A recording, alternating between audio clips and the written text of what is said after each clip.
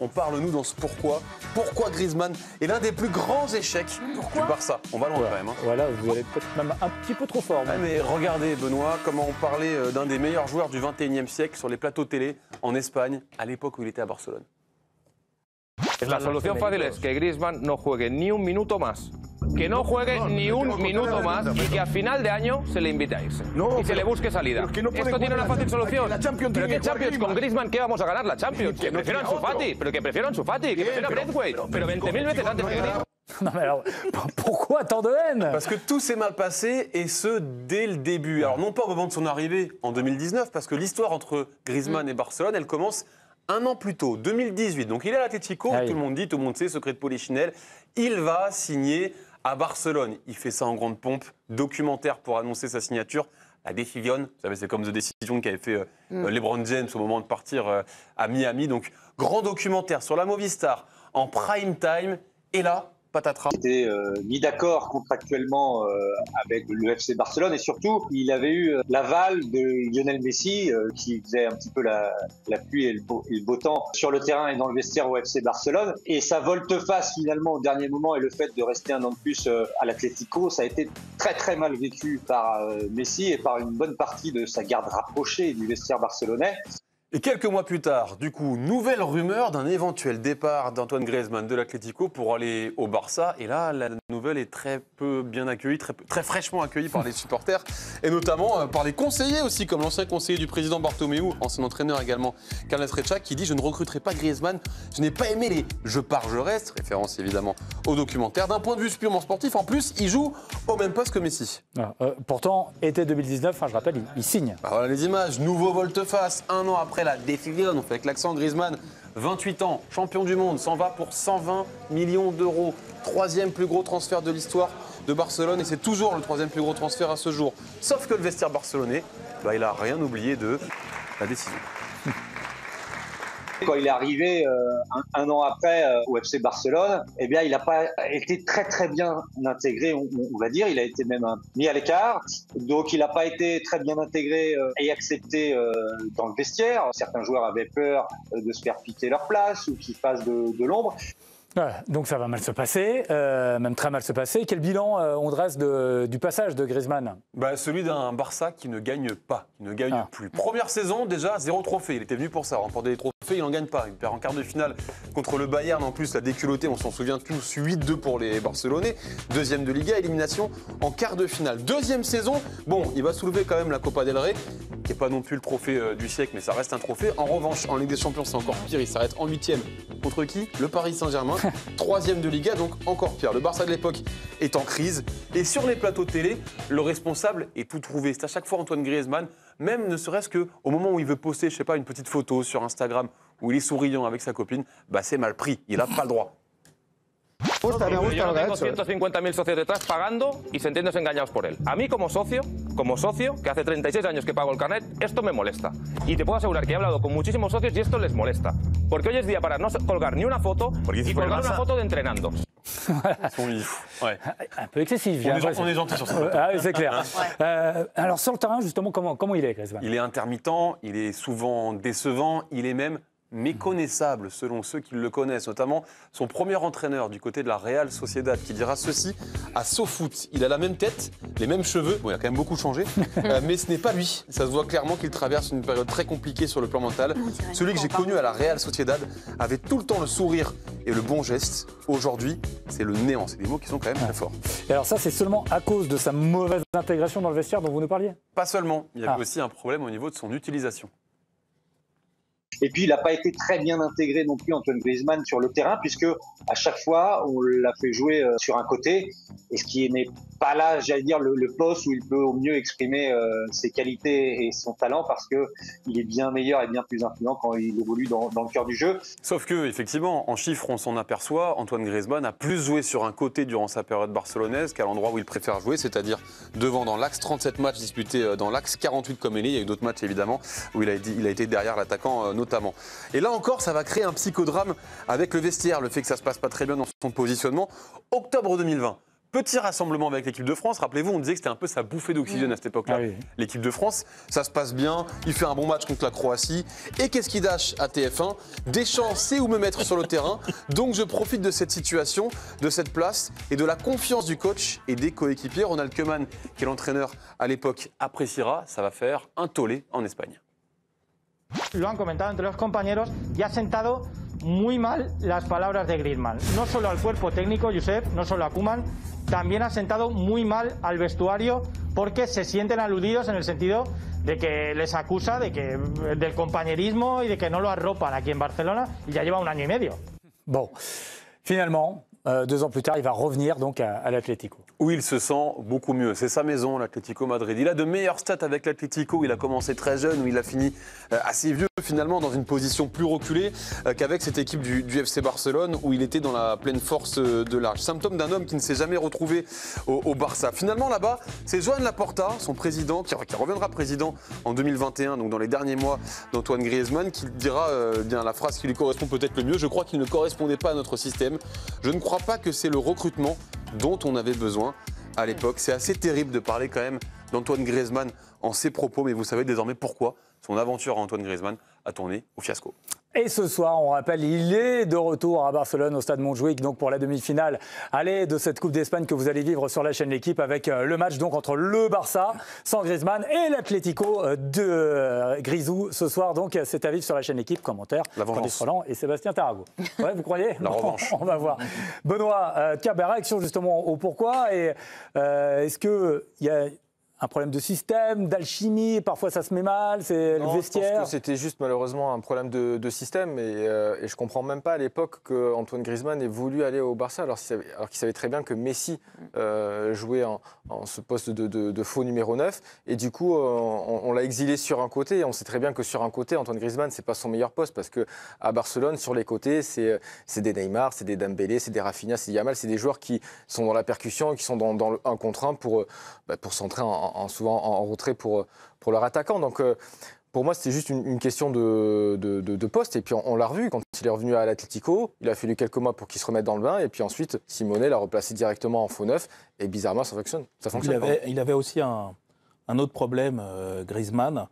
C'est qu'on avait discuté avec les collègues de France Foot, avec un petit peu l'entourage de Griezmann, parce qu'on essayait un peu de dénouer ce truc. Il y avait un mystère, Griezmann. Ouais. Comment ça se fait que ça ne matchait pas à ce point au-delà de l'histoire du positionnement?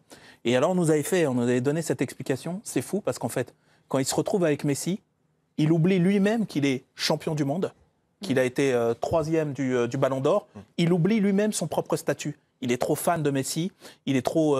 inféodé en quelque sorte à Messi.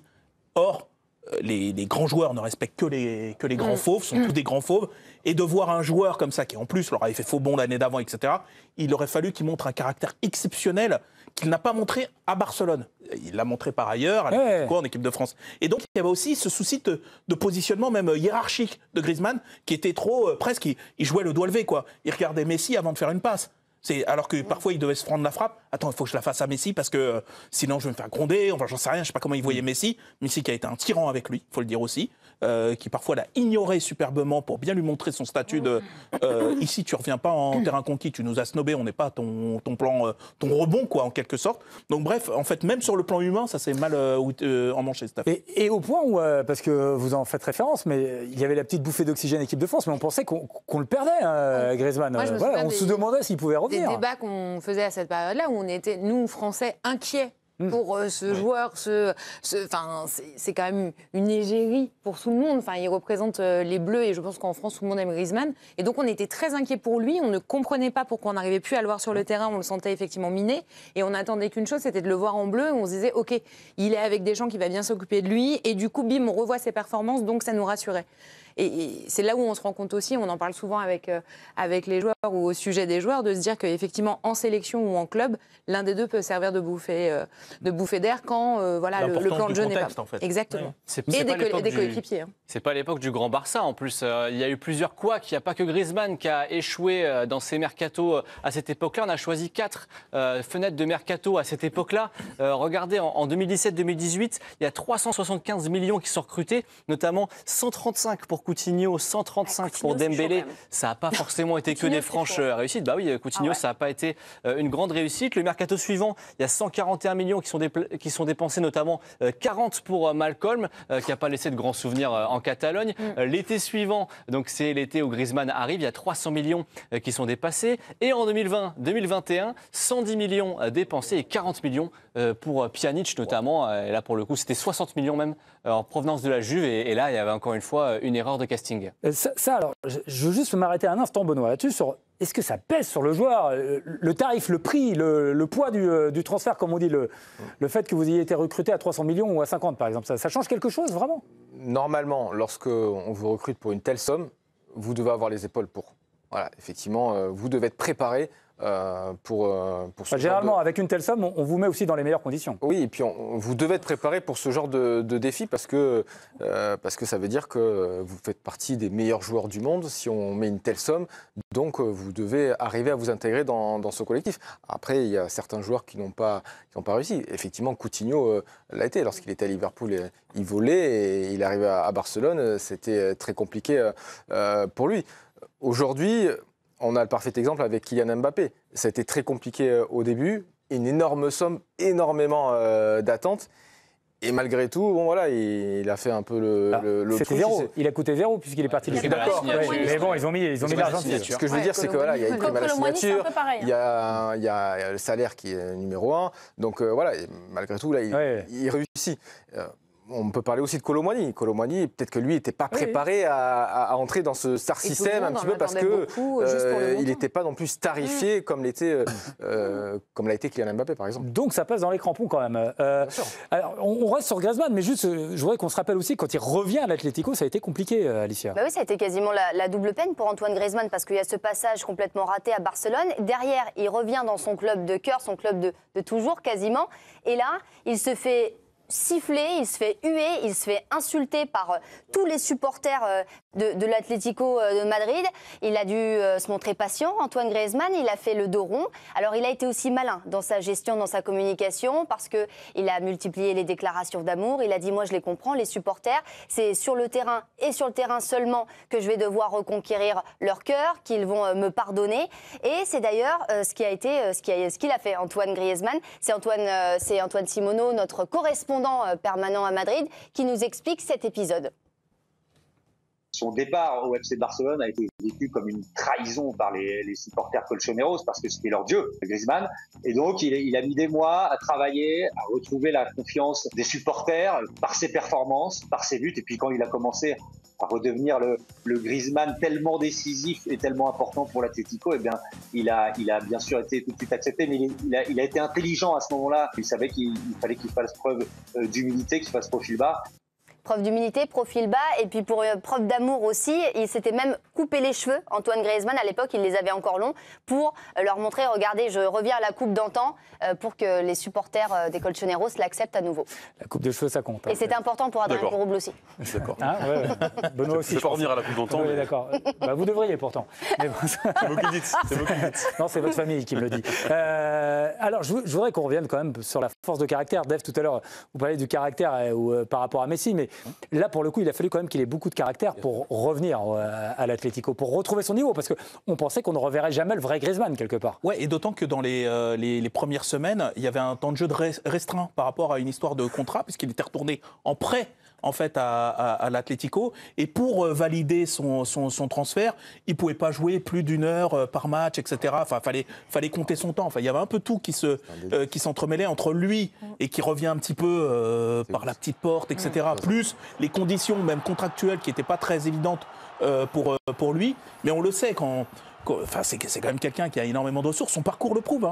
Faut jamais oublier, Antoine Griezmann, c'est celui qui a été rejeté des centres de formation en France, qui est passé un petit peu trop petit, pas assez ci, pas assez ça, pas assez rapide, pas assez puissant, qui s'est trouvé en Espagne par une sorte de circuit alternatif. Déjà, quand tu fais ça, c'est que déjà, tu es un peu fait autrement. Quoi. Déjà, ça t'a déjà tanné le cuir. Et puis, il se trouve, bon, ok, très bien, et ça peut arriver d'échouer dans un endroit parce que c'était pas le bon. Et puis, mais ce qu'il montre depuis son retour à l'Atlético, par contre, c'est incroyable. Parce que plusieurs fois, on l'a enterré, et chaque fois, il vous montre qu'il a encore du foot en lui. Quoi. Et là, Ambre, aujourd'hui, on oublie presque Là, tout ce dont on vient parler, tellement il est à un niveau stratosphérique. Parce qu'oubliez qu'il On le était réclame au en Barça. équipe de France encore. Même si je pense que lui ne l'oubliera jamais, parce que c'est un immense regret, je pense, dans sa carrière, d'avoir jamais su se défaire du logiciel déjà de Diego Simeone. Et surtout, on parle d'un joueur quand même référence dans ce championnat espagnol qui a tourné à plus de 200 buts dans ce championnat et qui ne l'a jamais remporté. Il était allé au FC Barcelone pour le remporter, ce championnat. Le FC Barcelone l'a remporté avant, Adrien, il en parlait de ses titres, il l'a remporté après. Pendant ce temps-là, l'Atlético l'a gagné, il revient. En fait, il a toujours raté le coche. C'est l'histoire de L'Atlético l'a sa gagné carrière. avant lui. Bien sûr. Il a 2014. Et en fait, c'est l'histoire de sa vie, c'est d'avoir raté. Et vraiment, c'est pour la trace qu'il a laissée dans le championnat espagnol, je trouve ça d'une tristesse. Moi, voilà, ça restera mon plus grand regret pour Antoine Griezmann. C'est pas fini. Même encore aujourd'hui. Ah, vous avez raison, c'est peut-être ça qui l'a rendu aussi qu'il va fort gagner. C'est maintenant. pas fini, peut-être, je lui souhaite évidemment. Ce serait une belle symbolique. Merci Adrien, merci pour ce merci très à bon- vous. Pourquoi un petit peu vintage, vous voyez, c'est très bien. Merci.